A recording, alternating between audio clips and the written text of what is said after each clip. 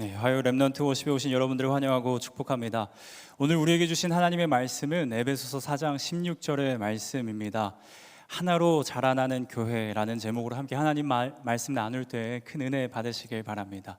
우리 1절부터 16절의 말씀인데요, 조금 길긴 하지만 우리 저와 여러분이 차례대로 한번 교독해 볼까요? 제가 먼저 읽도록 하겠습니다. 그러므로 주 안에서 갇힌 내가 너희를 권하노니 너희가 부르심을 받은 일에 합당하게 행하여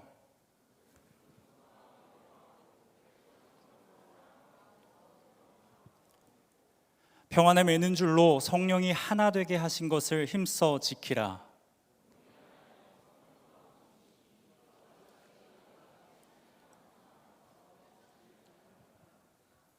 주도 한 분이시요 믿음도 하나요 세례도 하나요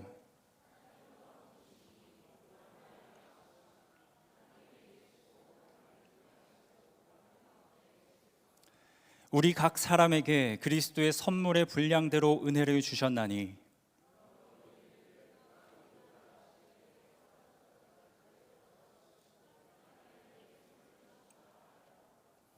올라가셨다 하였은즉 땅 아래 낮은 곳으로 내리셨던 것이 아니면 무엇이냐?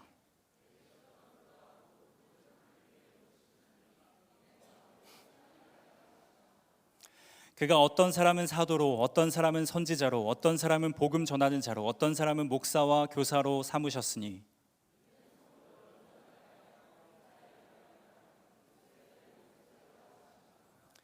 우리가 다 하나님의 아들을 믿는 것과 아는 일에 하나가 되어 온전한 사람을 이루어 그리스도의 장성한 분량이 충만한 데까지 이르리니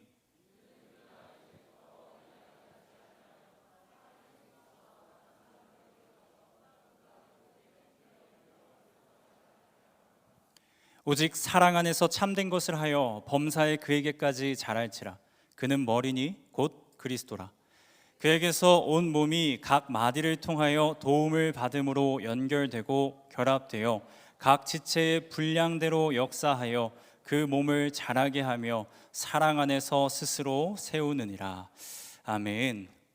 네, 오늘 함께 읽은 본문이 좀 길죠. 그러나 오늘 설교에서는 1절에서 3절만 다루도록 하겠습니다. 혹시라도 다음에 기회가 된다면 두어 차례 걸쳐서 해당 본문을 다루면 좋을 것 같아요. 주변 사람들하고 한번 인사를 나눠볼까요? 주님이 우리를 만나게 하셨습니다. 네, 이어서 한 번 더 하도록 하겠습니다. 주님이 우리를 하나 되게 하셨습니다. 그런데 주님이 만나게 하셨고 주님이 하나 되게 하셨는데 그럼에도 불구하고 일상을 살아가면서 파가 나뉘는 것은 어쩔 수가 없는 것 같아요. 우리가 그 파를 조직화하지 않을 뿐 매 순간 파가 나뉘는 것은 사실입니다. 중국집을 가면 누구는 짬뽕 먹겠다, 누구는 짜장면 먹겠다, 아니다 나는 볶음밥 먹겠다. 또 이렇게 학교에서도 나는 급식 먹을 거야, 난 매점 갈래. 급식파, 매점파, 짜장면파, 짬뽕파, 이렇게 파가 나뉩니다. 교회도 마찬가지죠. 누구는 교회가 더 많은 사람을 전도해야 된다라고 말하고, 누구는 교회 안에 소외된 사람이 없도록 잊혀진 자가 없는지 많이 더 교제하고 섬겨야 한다 말합니다. 여기에 뭐 문제가 있나요?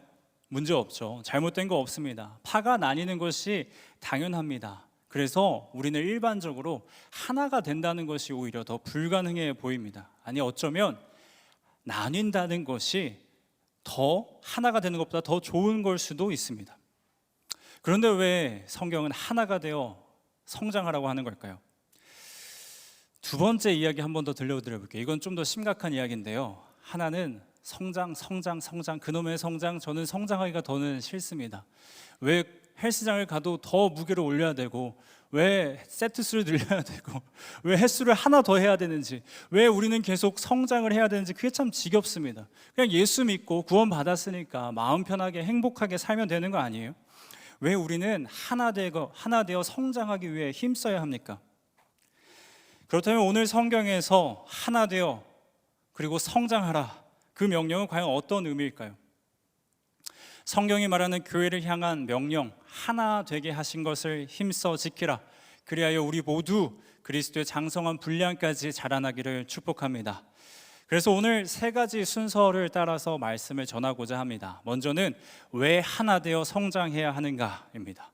둘째로 어떻게 하나 되어 성장할 수 있는가입니다. 마지막 세 번째로 하나 되어 성장하는 것의 진정한 의미는 무엇인가입니다. 첫째, 우리는 왜 하나 되어 성장해야 할까요? 왜 하나 되어 성장해야겠습니까? 오늘 본문 4장 1절 한번 다시 읽어볼까요? 에베소서 4장 1절 말씀입니다. 함께 읽겠습니다.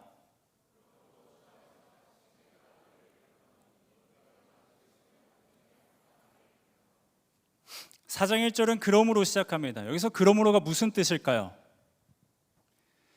성경에는 직설법과 명령법이 있습니다. 직설법은 복음이 선포하는 사실, 하나님이 어떤 분인지, 하나님이 우리 위해서 하신 일이 무엇인지를 말씀해 주십니다. 명령법은요, 복음에 대한 성도의 응답으로서의 삶입니다. 믿는 자들이 해야 될 일을 말하죠. 에베소서 전체는 6장으로 구성되어 있습니다. 1장부터 3장은 직설법이라고 할 수 있을 것 같아요. 교리 부분이죠. 우리가 믿는 바가 무엇인지, 알아야 할 것이 무엇인지 그거에 대해서 말합니다. 4장부터 6장은 명령법에 해당됩니다. 성도의 삶, 그것을 믿는 자 어떻게 삶으로 반응할 것인가, 믿음의 효과는 무엇인가에 대한 가르침이 있습니다. 그러니까 에베소 전반부 1장에서 3장은 복음에 대해서 이야기하고요, 하나님께서 행하신 일에 대해서 말해줍니다. 하나님이 우리를 사랑하신다, 하나님이 은혜로 우리가 구원을 받았다, 이런 것들 말이죠. 그리고 에베소서 후반부 4에서 6장은 복음에 대한 교회의 반응, 믿음에 대해서 이야기합니다. 4장부터는 믿는 자의 정체성, 믿는 자의 변화된 삶과 실천에 대해서 이야기하는 것입니다. 그런 개념을 기억하시고 에베소서 4장 1절을 한 번만 다시 한번 읽어볼까요? 에베소서 4장 1절 다시 한번 읽어보도록 하겠습니다. 시작. 그러므로 주 안에서 갇힌 내가 너희를 권하노니 너희가 부르심을 받은 일 합당하게 행하여. 여기에서 우리가 한번 직설법과 명령법을 한번 찾아봤으면 좋겠어요. 아까 에베소 전체의 구조에서 직설법과 명령법을 말씀드렸는데 4장 1절에서 직설법을 한번 찾아보실 수 있으세요? 4장 1절 혹시 띄워주실 수 있나요? 여기서 직설법이 뭘까요?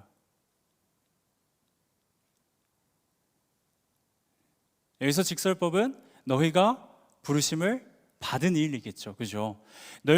여러분은 부르심을 받았습니다. 이게 바로 직설법이에요. 하나님이 여러분을 은혜로 구원하셨습니다. 사랑받을 자격이 없는 자인데 하나님이 사랑해 주셨습니다. 당신은 이제 더 이상 죄의 노예, 사망의 종이 아닙니다. 자유로운 하나님의 자녀가 되었습니다. 그 하나님의 부르심을 말하고 있습니다. 명령법은요, 그 부르심에 합당하게 살아가라입니다. 이제 하나님의 자녀답게 사십시오. 죄와 사망의 종로로 타지 마십시오. 진리 안에서 자유하십시오. 마음껏 하나님을 예배하십시오 라고 말하는 것이 바로 부르심 받은 일에 합당하게 행하라라는 말입니다. 이건 에베소서 4장 1절 안에서 찾은 예인데요, 4장 1절만 그럴까요? 아까 본 것처럼 에베소서의 전반부와 후반부가 명령법과 직설법과 명령법으로 크게 구조화할 수 있는 것처럼 성경의 전체는 하나님이 우리를 위해서 행하신 일들과 또 그 일들을 믿음으로 받아들인 성도의 삶에 대해서 계속해서 반복하여 이야기하고 있습니다. 하나님께서 우리를 창조하셨습니다. 하나님께서 반역하여 죄와 사망의 저주 아래 있는 우리를 예수 그리스도의 피값으로 대속하시고 우리를 주의 자녀 삼아주셨습니다. 성령 하나님께서 이 한계가 많고 실수투성인 인생에 관심을 갖고 찾아오셔서 내 안에 계시며 내 삶에 동행하고 계십니다. 그런데 거기서 끝이 아닙니다. 그러므로가 있습니다. 그러므로 너는 하나님의 존귀한 자녀답게 살아라. 세상의 우상에게 절하지 말아라. 더 이상 사단의 정죄에 쫄지 말아라. 말씀과 성령이 이끄시는 대로 나아가라 말씀하십니다. 근데 여기에 순서가 중요합니다. 하나님이 행하신 일에 근거하여 하나님의 자녀들이 해야 할 일이 있는 것입니다. 기독교는 하나님이 하신 일에 반응하는 삶입니다. 거룩한 삶을 살아서 구원받는 것 아니고요, 구원받았으니 거룩한 신자의 삶을 살아야 하는 것입니다. 부르심에 합당한 삶을 살았기 때문에 불러주신 게 아니고요, 불러주셨기 때문에 이제는 우리 부르심에 합당한 삶을 살아야 하는 것입니다. 하나님이 우리를 사랑하시고 구원해 주셨다. 그러므로 우리는 사랑받는 하나님의 자녀답게 살아야 한다라는 것입니다. 이 순서를 잘 지켜야 합니다. 이 순서를 잘 지켜야 될 때 우리는 어떻게 되겠습니까? 자격 없는 나를 불러주신 하나님께 감사할 수밖에 없습니다. 또 불러주셨는데도 불구하고 그 조건, 그 자격, 그 부르심 따라 살 수 없기에 조건 없이 불러주신 하나님의 사랑을 더욱 의지할 수밖에 없는 것입니다. 그렇게 나의 힘으로 얻을 수 없는 구원에 감사드리고 나의 힘으로 이룰 수 없는 거룩함을 위하여 하나님의 은혜에 더욱 가까이 붙어 그분과 하나 되어 동행하는 삶을 살게 되는 것입니다. 여러분들이 지금까지의 설교를 잘 이해하셨을 거라고 믿습니다. 그런 의미에서 잘 이해하셨나 못하셨나 점검하기 위해 퀴즈 하나 내도록 하겠습니다. 제가 말하는 말이 참인지 거짓인지 한번 맞춰보십시오. 하나님께서는 우리를 무조건적으로 사랑해 주신다. 참이다. 손 한번 들어볼까요? 참이다. 하나님 우리를 무조건적으로 사랑해 주신다. 아니야, 거짓이다. 어떻게 하나님이 우리를 무조건적으로 사랑해 주실 수가 있어? 거짓이다. 손 한번 들어볼까요? 누군가 든 사람이 있습니다. 좋습니다. 정답 먼저 알려드릴게요. 참입니다. 손 드신 저기 학생, 하나님은 당신을 무조건적으로 사랑하십니다. 아멘. 네, 믿으시기 바랍니다. 두 번째, 한 가지 질문 더 드릴게요. 그렇다면 하나님은 우리를 맹목적으로 사랑하신다. 참이다. 그래, 하나님 우리 맹목적으로 사랑하시지. 참이다. 하나님 우리를 맹목적으로 또 한 절반보다 조금 절반 정도 되신 것 같아요. 아니다. 하나님 우리 맹목적으로 사랑하지 않으신다. 안 든 사람 누구죠? 안 든 사람이 제일 많은 것 같아요. 맹목적으로 사랑하신다 해서도 드신 분들 좀 있어요. 거의 반반인데 정답을 먼저 말씀드리자면 거짓입니다. 하나님 우리를 맹목적으로 사랑하지 않으십니다. 하나님은 우리를 무조건적으로 사랑하시지만 그 하나님의 사랑에는 우리를 향한 분명한 목적이 있습니다. 우리를 향한 완벽한 창조주의 목적 안에서 하나님께서는 우리를 사랑하십니다. 구약의 이야기가 그렇죠. 구약의 이야기에서 구원받은 이야기 하면 뭐가 생각나세요? 단번에 이스라엘이 이집트로부터 탈출하여 가나안 땅에 들어간 거 이야기 생각나지 않습니까? 이스라엘 백성들이 이집트의 노예로 있을 때 율법도 없었고 성막도 없었고 제사도 없었습니다. 그러나 하나님의 주권적인 은혜로 이집트에서 탈출시켜 주시고 홍해를 마른 땅처럼 밟아갈 수 있도록 그 바다를 건너 가르시고 구름 기둥과 불 기둥으로 밤낮으로 지키시며 인도하셨습니다. 아무 조건 없이 하셨습니다. 그러나 그 이후에 어떻게 됐습니까? 시내산에서 율법을 주셨죠. 그렇게 조건 없이 사랑하셔서 구원하신 후에 그래, 난 너희들을 조건 없이 사랑하니까 이제 광야에서 니들 마음대로 한번 살아봐. 내버려 두지 않으셨습니다. 법을 주시고 성막을 주시고 예배를 드리도록 하셨습니다. 그리고 약속의 땅이라는 분명한 목적지와 약속의 백성이라는 분명한 정체성, 목적을 주셨습니다. 무조건적으로 우리를 사랑해 주시지만 분명한 창조주의 목적이 그 사랑 안에 포함되어 있는 것입니다. 신학의 이야기에도 수많은 것들이 이런 하나님의 사랑을 보여주고 있습니다. 가늠하다 잡힌 여인에 대해서 뭐라고 말씀하십니까? 돌에 맞아 죽어야 당연한데 조건만 따지면 죽어야 당연한 건데 조건 없이 사랑해 주십니다. 그러고 나서 어떻게 하십니까? 난 너 조건 없이 사랑해. 그러니까 마음대로 살아. 그러지 않으셨죠? 내가 널 정죄하지 않는다. 그러니 이제 다시는 범죄하지 말아라 하고 돌려보내 주십니다. 무조건적으로 사랑해 주셨지만 분명한 목적을 갖고 사랑하셨습니다. 성경 전체의 이야기가 바로 이것입니다. 하나님이 세상을 이처럼 사랑하사 독생자를 주셨으니 이는 그를 믿는 자마다 멸망치 않고 영생을 얻게 하려 하심이라. 이딴 세상에서, 이런 더러운 세상에 심판받아 마땅하고 멸망해야 마땅한 이 세상을 이처럼 사랑해 주셨습니다. 조건 없이 사랑해 주신 거죠. 그래서 그렇게 그대로 살아라, 그렇게 멸망해버려라, 그렇게 망해버리라고 놔두셨습니까? 아니죠. 사랑해 주셨으니까 영생 받아라, 영원히 살아라, 영원한 하나님 나라에 가자라고 목적을 우리에게 가르쳐 주셨습니다. 우리는 조건 없이 사랑하신 하나님의 사랑에 감사하며 살아야 합니다. 그리고 그 목적을 이루어드릴 조건이 내게 없으니 조건 없이 사랑하시는 하나님만을 의지하는 것, 그것이 우리를 향한 목적을 이룰 수 있는 유일한 방법입니다. 하나님께 감사하는 삶, 하나님을 의지하는 삶, 이게 우리 평생의 삶이요, 우리의 평생의 예배이며 평생의 순종입니다. 그렇다면 우리는 왜 하나 되어 성장해야 합니까? 우리를 부르셔서 만나게 하신 데 바로 그 목적이 있기 때문입니다.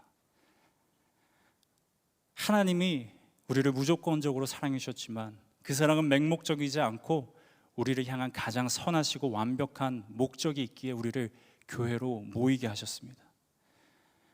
하나 되어 성장하는 것은 옆에 있는 사람보다 더 나은 사람이 되는 것이 아닙니다. 심지어 이전의 나보다 더 나은 사람이 되는 것도 아닙니다. 우리 한 사람 한 사람을 창조하시고 지으신 하나님의 원래 형상을 회복하는 것, 그것이 바로 우리의 성장입니다. 그래서 우리는 그 날까지, 온전히 회복될 때까지 하나로 성장해야만 합니다. 둘째, 그러면 어떻게 하나 되어 성장할 수 있을까요? 2절에서 구체적인 명령들이 제시가 됩니다. 4장 2절 말씀 함께 읽어볼까요? 에베소서 4장 2절 말씀 함께 읽겠습니다.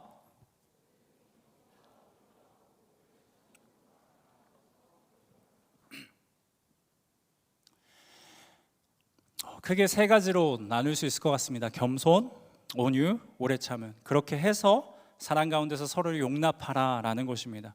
구체적인 방법들에 대한 명령들이 있는데 바로 겸손하라, 온유하라, 오래 참으라입니다. 겸손의 일반적인 의미는 나를 낮추고 상대방을 높이는 것입니다. 오늘날 이러한 겸손은 미덕입니다. 그런데 2000년 전 당시 로마 시대에는 이것은 미덕이 아니라 악덕이었습니다. 겸손이 악덕이라면 도대체 뭐가 미덕이란 말인가? 자신의 고귀함, 자신의 숭고함, 자신의 지혜, 자신의 능력, 자신의 지위, 그것을 증명해내는 것이 로마 시대의 미덕이었습니다. 나 자신을 낮추고 상대방을 높이는 것은 노예나 하는 일이었습니다. 전쟁의 포로나 해야 될 악덕이었습니다. 그러므로 당시 에베소 성도들은 바울이 겸손하라라고 말했을 때 기분이 나빴을 수도 있습니다. 노예나 해야 될 일을 나보고 하라고? 전쟁의 포로로 잡혀간 자들이나 해야 될 일들을 나보고 하라고? 그럼 무슨 무례한 말씀이십니까? 이렇게 생각할 수도 있었을 것 같아요. 근데 바울은 그렇게 했습니다. 당시의 문화와 일반적인 윤리, 도덕, 가치로 봤을 때는 가당치 않은 말을, 무례할 수도 있는 말을 바울은 서슴없이 했습니다. 왜 그럴까요? 우리를 부르신 예수 그리스도가 바로 겸손의 왕이기 때문입니다. 우리는 로마 제국의 백성이 아니라 그 땅을 밟고 살지만 하나님 나라의 말씀에 통치를 받는 하나님 나라의 백성이기 때문입니다. 그 나라의 왕은 누구십니까? 겸손의 왕이신 예수 그리스도입니다.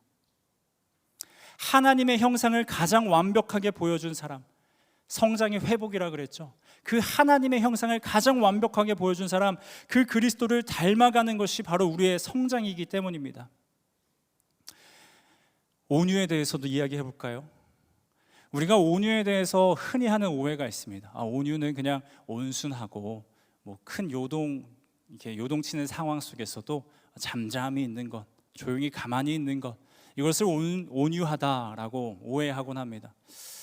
그런데 헬라 철학자 아리스토텔레스가 윤리학이라는 책에서 온유를 도덕의 중도라는 개념으로 온유가 미덕이다라고 이야기하거든요. 그러면은 온유함의 과한 악덕은 무엇일까요? 온유의 과한 악덕. 제가 중도라고 했나요? 중용이 맞는 표현입니다. 온유의 과한 악덕 뭘까요? 다혈질이고 과한 분노입니다. 온유하지 못한데 그 과하게 그것을 발휘하는 것을, 분노하는 것을 바로 다혈질이고 과한 분노를 악덕이라고 합니다. 그럼 온유의 미흡한, 미달된, 모자란 것은 무엇일까요? 그것은 선악에 대해서 무감각해진, 무뎌진 마음입니다. 그러니까 온유가 중용으로서 올바른 미덕인데 그것은 바로 분노해야 될 대상에게 바르게 분노하고 분노해야 할 만큼 분노하고 분노를 올바른 방식으로 풀어내는 것이 온유인 것입니다. 근데 그것이 과한 것은 다혈질이고 과하게 화내는 것이죠. 쓸데없는 사람한테 화내는 것이죠. 근데 모자란 건 어떤 거예요? 잘못된 것임에도 불구하고 화를 내고 정정해야 되는, 고쳐야 되는 부분이 있음에도 불구하고 모른 척하거나 무시하는 것들을 의미합니다. 그래서 고대에서 이 당시 때 온유라는 것은 단순히 조용하다, 온순하다라는 것을 의미하지 않습니다. 바로 통제가 가능한 힘이라는 의미가 담겨져 있습니다. 통제 가능한 힘이라는 의미의 온유를 설명하기 위해서 자주 사용된 비유가 하나 있습니다. 바로 야생마를 가축마로 길들이는 것입니다. 길들여진 야생마는 어떻죠? 여전히 강하죠. 여전히 놀라운 힘과 에너지, 파괴력을 갖고 있습니다. 그러나 이제는 자기 마음대로 그 힘을 사용하지 않습니다. 자기 마음대로 날뛰거나 자기 마음대로 달려나가지 않습니다. 이제는 주인이 이끄는 대로 가고 주인이 원하는 만큼의 힘을 사용합니다. 이것이 바로 온유입니다. 힘과 능력을 자기 뜻대로 부리지 않고 주인의 뜻대로 사용하는 것, 바로 통제된 힘이 바로 온유인 것입니다. 각 사람이 온유해지고 또한 교회라는 유기체가 온유해져야 합니다. 이것이 무슨 뜻입니까? 내 안에 어떤 힘이든지 그것이 좋은 것이든 나쁜 것이든 하나님이 다루시는 통제된 힘으로 발휘되어야 한다는 것입니다. 의로운 분노가 있다고 하더라도 하나님이 통제하는 방식으로, 하나님이 통제하시는 대상에게 하나님이 통제하시는 수준으로 분노해야 한다는 것입니다. 이번에도 역시 기준은 무엇입니까? 하나님이십니다. 왜죠? 교회의 주인은 예수 그리스도이기 때문입니다. 그분이 교회의 머리이시기 때문입니다. 온유의 주인도, 온유의 기준도 예수 그리스도여야 합니다. 마지막으로 오래 참음입니다.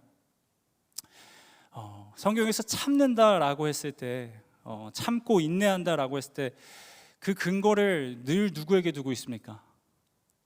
늘 하나님께 두고 있죠. 전망이 좋아서 참습니까? 아니, 상황은 옥에 갇혀 있는데 하나님이 선하시다는 걸 알기 때문에 참습니다. 인내합니다. 상대방이 그럴 듯한 사람이라서 참습니까? 아니요, 내가 봤을 때 쟤는 가망이 없어 보이는데 하나님 때문에 참습니다. 내가 좀 착해서 참습니까? 아니죠. 내 성정 같았으면은 화를 냈을 법도 한데, 혹은 도망쳤을 법도 한데 하나님의 약속 때문에 참는 것입니다. 그렇기 때문에 관계 안에서 오래 참는다는 것은 상대방이 부족한 모습 혹은 나를 힘들게 하는 모습을 모른 척하거나 외면하는 것이 아닙니다. 혹은 상대방의 잠재력이나 가능성을 보고 좋아질 거라고 기대하며 참는 것도 아닙니다. 그 사람을 교회로 부르신 하나님을 기대하며 오래 참는 것입니다. 예수 그리스도가 교회에 이미 베푸신 은혜, 그리고 그리스도께서 교회에게 하신 약속, 그 하나님을 기대하며 참는 것입니다. 이번에도 기준은 누구죠? 나도 아니고 상대도 아니고 상황도 아니고 문화도 아닙니다. 기준은 예수 그리스도입니다. 근거는 오로지 예수 그리스도에게 있습니다. 왜죠? 교회는 예수 그리스도의 것이기 때문입니다. 겸손, 온유, 오래 참음, 교회가 하나 되게 하기 위해서 구체적인 명령들이 있는데 그것은 세상이나 나나 상대방이나 문화나 윤리나 도덕이 아니라 교회의 주인이신 예수 그리스도가 기준이 되어야 합니다. 이렇게 말만 하고 쉽게 넘어갈 수가 없습니다. 우리가 우리의 주인이 예수 그리스도라는 것을 다시 기억하고 선포하셨으면 좋겠습니다. 여러분, 예수 그리스도가 우리의 주인이라는 사실을 믿으십니까? 나의 주인이시라는 사실을 믿으십니까? 예수 그리스도가 나의 주인이라고 할 때 내 생명의 주도 예수 그리스도다라고 고백하시죠. 믿으십니까? 무슨 뜻이에요? 내 생명의 주가 예수 그리스도다. 무슨 뜻입니까? 하나님 위에 산다는 뜻입니다. 그죠? 살기 싫어도, 왜 살아야 되는지 다 이해 못해도, 내 삶이 어디로 가는지 몰라도, 내 마음대로 살고 싶어도 내 생명의 주인은 하나님이시니까 하나님 따라 알려주신 만큼 순종하며 하나님 위해서 살겠다는 게 내 생명의 주인이 하나님이십니다라는 고백입니다. 그렇다면 여러분, 내 물질도 예수 그리스도가 주인이라고 믿으십니까? 믿으십니까? 생명보다 더 어렵나요, 물질이? 물질도 예수 그리스도 주인이라고 믿으십니까? 무슨 뜻이죠? 내일 아침 수요일 출근하기 싫은데 왜 일하러 가야 됩니까?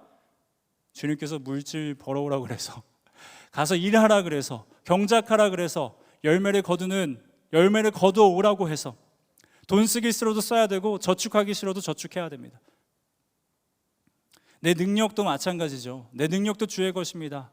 능력 같으면 내 힘으로 제 무시할 수 있고, 내 힘으로 제 이길 수 있고, 내 힘으로 제 정죄할 수 있는데, 내 마음대로 내 능력대로 쓰지 않는 거, 예수 그리스도의 뜻대로 쓰는 거, 이것이 바로 예수 그리스도 나의 주인이다 라고 말하는 고백에 마땅한 반응일 것입니다. 주인의 기쁨을 위해서 하는 것, 그것이 바로 참으로 그 주인을 인정하는 태도입니다. 그렇다면 마지막으로 묻겠습니다. 내 모든 것의 주인이 예수 그리스도라면 내가 맺고 있는 모든 관계 또한 예수 그리스도가 주인이라고 믿으십니까? 아멘이십니까? 내 인생의 모든 것이 주인이 예수 그리스도라고 하면서 관계는 내가 주인 노릇하고 있지 않습니까? 내가 친해지고 싶은 사람이랑만, 나랑 잘 맞는 사람이랑만. 관계의 주인도 하나님이라면 어떻게 해야 될까요? 겸손, 온유, 오래 참음은 모두 관계 안에서 갖추어야 할 미덕입니다. 세상의 윤리 도덕도 아니고 종교도 아닙니다. 이것은 예수 그리스도가 자신의 피로 사신 교회에게 하나된 교회를 지키게 하기 위하여서 주신 그러므로의 명령입니다. 관계의 주인이 예수 그리스도라면 예수 그리스도의 기쁨을 위하여서 관계를 맺고 관계를 이어나가고 관계에 반응해야 할 것입니다. 제가 부서 청년들에게 늘 자주 하는 말이 있습니다. 우리 관계의 주인이 내가 되어서도 안 된다. 그렇다고 상대방에게도 빼앗기지 마라. 관계의 주인은 오직 예수 그리스도뿐이다. 이 말을 지키려면 어떻게 해야 됩니까? 겸손으로 따지자면 내가 잘났으니까, 내가 객관적으로 저 사람보다 낫으니까 겸손을 그렇게까지 안 해도 된다. 관계의 주인이 누가 되는 거예요? 내가 되는 거죠. 근데 하필이면 제가 나보다 좀 더 좋은 직장, 좋은 대학, 나보다 더 많은 것을 가졌네. 겸손해야겠다. 관계의 주인이 누가 됩니까? 상대방에게 빼앗기고 만 거죠. 온유는요, 내가 목사니까 참는다. 이런 적 조금 있긴 한데 아무튼 왜 없는 것처럼 그러세요? 내가 엘더니까 참는다. 내가 리더니까 참는다 진짜. 혹은 어떻게 리더가 저럴 수 있어? 어떻게 엘더가 저래? 어떻게 목사가 저래? 이래서 온유하지 못하면 관계의 주도권을 누구한테 뺏기는 거예요? 내가 취하거나 상대방한테 빼앗기는 거죠. 오래 참으면요, 내가 착하니까 참는다. 혹은 그래도 저 사람은 개선될 가능성이 있어 보이니까 참아줘야겠다. 이건 역시도 관계의 주도권을 내가 취하거나 상대방에 빼앗기고 마는 것입니다.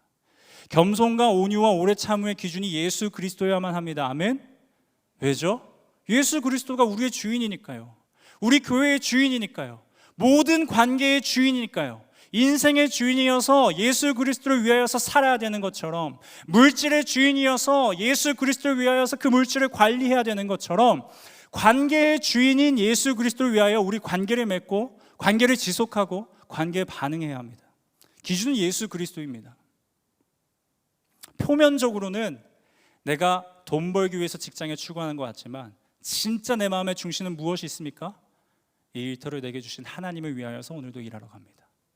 표면적으로는 내 취향과 내 적성과 상황에 따라서 진로를 선택하는 것 같지만 내 마음의 중심에 무엇이 있습니까? 내 인생의 주인이신, 내 세계의 생명을 허락하신 하나님 나라 위해서 삽니다 라고 중심을 지키는 것처럼, 표면적으로는 그 사람에게 말하고 그 사람에게 듣고 그 사람을 섬기고 그 사람에게 때로는 상처받기도 하지만 언제나 우리는 누구에게 반응해야 합니까? 그 관계의 주인이신 예수 그리스도께 반응해야 하는 것입니다. 그러므로 내 열정이 교회를 이끌어 가서도 안 됩니다. 한 영혼을 향한 구련의 열정, 교회 내 소외된 친구들을 향한 뜨거운 마음 너무 좋죠. 그러나 언제나 늘 질서 안에서 통제되어야 합니다. 예수 그리스도가 주인이기 때문입니다. 예수 그리스도가 머리 되시고 우리는 지체가 되어 누구는 손, 누구는 발이라고 말합니다. 그래서 예수 그리스도가 머리니까 성경에서 이렇게 말하지 않습니다. 그 손은 엄청 강력한 손이다. 예수 그리스도가 머리니까 그래서 그 발은 엄청 빠른 발이다 라고 말한 적이 없습니다. 예수 그리스도가 머리니까 너희는 손과 발이 되어 뭐라고 합니까? 머리 대신 주를 위해서 지체를 섬기라 라고 말합니다. 목사님 말을 들으면 별로 효율적이지 않을 것 같은데요. 지금 당장에 내 눈에 보이는 일을 처리해야겠는데요. 이래야 교회가 더 부흥할 것 같은데요. 이래야 이것이 우리 부서에 필요한데요. 저는 아픈데요. 저는 힘든데요. 저는 이런 열정이 있고 이런 비전이 있습니다. 몸된 교회는 머리 대신 예수 그리스도의 질서 안에서 통제되어지고 제어받는 힘입니다. 누군가의 아픔과 상처에 의해서도 교회가 이리저리 끌려다니면 안 됩니다. 최선을 다해 위로하고 섬겨줘야 합니다. 그럼에도 불구하고 분명한 사실은 그 상처가 교회의 공동체를 이리저리 끌고 가면 안 된다는 것입니다. 몸된 교회로부터 떨어져 나가서 상처받은 지체가 회복될 수 없기 때문입니다. 손과 발에 못자국이 있어서 그 상처를 치유하겠다고 손과 발을 잘라낼 수는 없습니다. 끝까지 머리 대신 예수 그리스도 안에 붙어 있어서 그 질서 안에 그 통제된 힘 안에 붙어 있어야 합니다. 그 안에 치유가 있고 그 안에 회복이 있습니다. 셋째로 하나 되어 성장하는 교회의 진정한 의미는 무엇입니까? 마지막 4장 3절 말씀 한 목소리 읽겠습니다. 평안에 매는 줄로 성령이 하나 되게 하신 것을 힘써 지키라. 힘써 하나가 되게 하라가 아니라 하나가 되게 하신 것을 힘써 지키라라고 말씀하십니다. 우리가 하나 되게 하는 것이 아닙니다. 하나님께서 하나 되게 하신 것을 지킬 뿐입니다. 그렇다면 기억해야죠. 무엇이 우리를 하나 되게 하였나? 우리 같은 학교 나와서 하나 된 거 아니잖아요.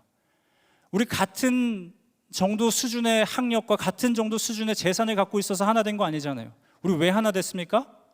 하나님께서 죄인의 우리를 무조건적으로 조건 없이 은혜로 구원해 주시고 사랑해 주시고 교회가 되어라 라고 됐기 때문에 하나 된 거 아닙니까? 은혜로 구원받아서 하나가 되었습니다. 우리는 받은 그 은혜를 지키면 되는 것입니다. 그렇지 않으면 외식하는 자가 되고 종교의 무거운 짐을 짊어지게 될 것입니다. 외식과 종교에는 생명이 없습니다. 결국 다 썩어 없어지고 죽고 말 것입니다. 하나님의 은혜가 우리를 하나 되게 하였고 하나님의 은혜가 우리에게 영생을 주는 것입니다. 두 번째로 하나 되게 하신 것을 힘써 지키라는 것은 또한 무슨 뜻입니까? 하나 되게 하신 것을 힘써 지키는 것이 곧 우리의 성장입니다. 다른 말로 하자면 교회를 교회되게 하는 것, 그 교회의 본질에 집중하는 것. 왜 우리가 교회 되었지? 그 본질에 집중하고 지키는 것이 교회의 성장이고 부흥이란 말입니다. 제가 비유를 들어서 설명하는 걸 좋아하고 또 운동을 좋아하니까 근육의 비유를 들어서 한 번 더 설명을 드려볼게요. 여러분, 근육에는 엄청나게 많은 기능들이 있습니다. 어떤 기능들이 있죠? 이렇게 움직이는 기능들이 있습니다. 수축하고 이완하면서 움직이죠. 근데 또 가만히 서 있거나 가만히 앉아 있도록 자세를 유지해주는 기능도 있습니다. 또요, 장기와 골격을 붙잡아주고 유지시켜주는, 구조물을 지켜주는 기능도 있습니다. 또 추울 때는 체온을 유지해주는 기능도 있습니다. 추울 때 막 팔을 떠는 그 현상이 바로 체온을 유지하기 위해서 근육이 수축과 이완을 굉장히 빠르게 하는 것입니다. 그리고 또 피를 저장하기도 하고요, 피를 보내기도 합니다. 근육에는 이렇게 엄청나게 많은 기능들이 있습니다. 그런데 근육이 성장하는 방법은 하나밖에 없습니다. 뭐죠? 아시잖아요, 여러분. 어떻게 해야 성장하죠? 수축과 이완. 네, 수축과 이완. 움직임입니다. 근육의 가장 본질된 정체, 그것에 집중할 때 다양한 기능들이 강화되는 것입니다. 근육에는 자세를 유지해주는 기능이 있어. 그래서 나는 하루 종일 앉아 있을 거야. 근육이 성장합니까? 근육에는 장기를 보호해주는 기능이 있어. 그래서 나 장기를 막 때릴 거야. 근육이 성장합니까? 근육에는 구조물들을 지켜주는 기능이 있어. 그래서 나 뼈를 잡아 당길 거야. 근육이 성장하나요? 체온 유지의 기능이 있어. 나 추운데 하루 종일 서 있을 거야. 얼어 죽습니다, 여러분. 언제 성장하죠? 근육의 가장 본질적인 기능, 수축과 이완, 그 움직임, 그 운동을 할 때 근육이 성장해서 자세 유지도 더 잘 되고 장기 보호도 더 잘 되고 체온 유지도 더 잘 되는 것입니다. 그렇다면 교회를 교회되게 한 것, 교회의 가장 본질은 무엇입니까? 무엇이 우리를 교회로 불렀습니까? 온유해서입니까? 여러분이 겸손해서 교회가 됐습니까? 여러분이 오래 참으셔서 하나님께서 여러분을 구원해 주셨나요? 아니죠. 하나님 앞에서 인간이 교만해서 하나님처럼 되겠다고 반역하고 대들고 죄라고 지적하면 내 인생은 내가 알아서 하겠다고 무시하는 그 교만함에도 불구하고 겸손하게 죄인의 몸을 입고 오셔서 우리 죄를 대속해 주신 예수 그리스도의 은혜로 우리가 구원받아 교회가 되었습니다. 온유라는 것은 찾아볼 수 없고 강한 자 앞에서는 정의롭지 못한 것을 봐도 비겁하게 모른 척하고 약한 자 앞에서는 마치 자신이 정의롭고 의로운 것처럼 심판자가 되어 분노하는 이중적인 우리의 모습에도 불구하고 그 모든 죄에 대한 심판을 자기 자신에게 돌리고 무섭도록 그 분노를 십자가에 쏟으신 온유하신 예수 그리스도의 은혜로 우리가 구원받아 교회가 되었습니다. 오래 참기는커녕 다른 사람의 실수와 잘못을 함께 지는 책임은 같이 못 지고 누군가가 잘못했을 때 마치 자신이 피해자를 자처하며 그 사람 때문에 상처받았다, 그 사람 때문에 실망했다, 그 사람이 그 잘못과 실수를 뉘우치고 회복하는 것에는 함께 기다려주지 못하고 버거워서 도망가는 우리인데, 그런 우리를 끝까지 사랑하시는 예수 그리스도의 오래 참으시는 은혜로 우리가 구원받아 교회가 되었습니다. 교회의 본질은 하나 되게 하기 위하여 무엇을 해야 된다 있지 않고 하나 되게 하신, 교회가 되게 하신 그 본질, 그것으로 돌아가는 것에 있습니다. 하나 되려고 애쓰면 애쓸수록 나의 의가 우상이 되고 교만과 상처가 늘어날 것이고 교회는 위선과 종교 집단이 되어 하나님과의 관계는 더욱 멀어지게 될 것입니다. 그러나 교회의 본질, 하나 되게 하신 예수 그리스도의 은혜로 계속 돌아가야 합니다. 그럼에도 나를 사랑하신 하나님의 은혜에 감사하게 될 것입니다. 그럼에도 불구하고 그 부르신 목적을 따라 내 힘으로 살 수 없기에 다시 하나님의 은혜만을 의지하게 될 것입니다. 그렇게 교회 안에서 헛된 우상들이 부서지고 사라질 것입니다. 우리에게 덕지덕지 붙은 헛된 우상과 욕망들, 죄악된 습관들, 반복되는 죄들, 상처와 정죄, 그 모든 우상들이 파쇄되고 우리가 조각되어 깎이고 우리를 향한 원래 하나님의 목적, 그 하나님의 형상만이 남게 될 것입니다. 그 과정이 쉽지 않을 수도 있습니다. 아플 수도 있습니다. 고통스러울 수도 있습니다. 그러나 어떻게 하나님의 형상을 회복합니까? 나 이렇게 안 하면, 나 돈 없으면 하나님 예배 못할 줄 알았는데 돈 없어도 하나님 내 예배 받아주시네. 나 거짓말하면 하나님한테 버림받을 줄 알았는데 거짓말함에도 불구하고 하나님 나 사랑해 주시네. 나 게으르면 하나님이 나를 내버려 두고 천국에 못 들어가게 하실 줄 알았는데 이 게으르고 악한 종을 끝까지 참고 기다려주시며 나를 사랑해 주시네.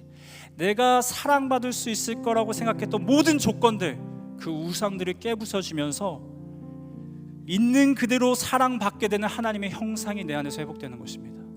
내가 하나님을 예배할 수 있을 거라고 생각했던 수많은 조건들, 그 우상들이 깨어지면서 하나님이 기뻐 받으시기를 원하는 하나님의 자녀의 모습이 회복되는 것입니다.